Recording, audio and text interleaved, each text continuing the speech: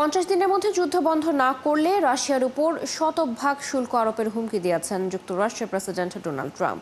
এছাড়া ইউক্রেনে আরও অস্ত্র সরবরাহের ঘোষণাও দিয়েছেন তিনি। ন্যাটোর মাধ্যমে কিয়েভে নতুন করে সরবরাহ করা হবে এসব অস্ত্র। হোয়াইট হাউসে ন্যাটোর মহাসচিব মার্ক রুটের সাথে এক বৈঠকের পর এসব কথা বলেন ট্রাম্প। বিস্তারিত মনিরুজ্জামান বাবুর প্রতিবেদনে। ক্ষমতায় এসেই ট্রাম্প ঘোষণা দিয়েছিলেন 24 ঘন্টার মধ্যে ইউক্রেন যুদ্ধ শেষ করবেন। শুরুতে তিনি পুতিনের সঙ্গে সমঝোতার চেষ্টা করেন, কিন্তু গত কয়েক সপ্তাহে রুশ বাহিনীর হামলা বেড়েছে। তাতেই বেজায় চটেছেন ট্রাম্প। টাইলক্স টয়লেট ক্লিনার, যার অ্যান্টিব্যাকটেরিয়াল এজেন্ট টয়লেটের কোনায় কোনায় পৌঁছে 99% জীবাণু ধ্বংস করে।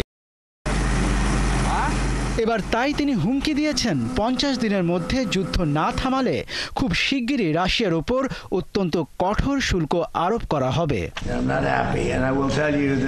ইউক্রেন যুদ্ধ নিয়ে আমি রাশিয়ার উপর একেবারেই খুশি নই। 50 দিনের মধ্যে চুক্তি করতে না পারলে আমরা খুবই গুরুতর শুল্ক আরোপ করব।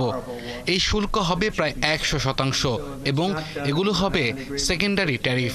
রাশিয়ার বাকি বাণিজ্য অংশীদারদের উপর জারি করা হবে, যাতে তাদের বিশ্ব অর্থনীতিতে টিকে থাকা আরো কঠিন হয়ে পড়ে। নেটোর সাথে বৈঠকে একটি চুক্তি ঘোষণা করেছেন ট্রাম্প। এতে বলা হয়েছে নেটোর সামরিক জোট যুক্তরাষ্ট্র থেকে প্যাট্রিয়ট আকাশ প্রতিরক্ষা ব্যবস্থা সহ বিপুল পরিমাণ অস্ত্র কিনবে এবং তা ইউক্রেনের যুদ্ধক্ষেত্রে দ্রুত সরবরাহ করা হবে। আর নেটো প্রধান ট্রাম্পের ঘোষণাকে স্বাগত জানিয়ে বলেন, ইউক্রেন বিপুল পরিমাণে সামরিক সরঞ্জাম পাবে।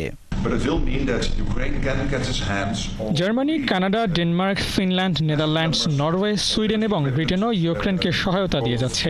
যদি আমি আজ ভ্লাদিমির পুতিন হতাম, আমি ইউক্রেন নিয়ে আলোচনাকে আরো গুরুত্ব দিয়ে বিবেচনা করতাম।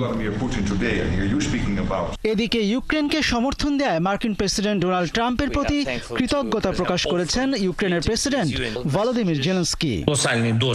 আমরা ট্রাম্পের সঙ্গে প্রয়োজনীয় সমাধান নিয়ে আলোচনা করেছি, যাতে রুশ হামলা থেকে মানুষের নিরাপত্তা নিশ্চিত করা যায় এবং আমাদের অবস্থান আরো জোরালো হয়। ট্রাম্পের এই ঘোষণার দিনই কিয়েভে বৈঠক করেছেন প্রেসিডেন্ট জেলেনস্কি ও মার্কিন দূত কিথ কেলক। মনিরুজ্জামান বাবু, ৭১।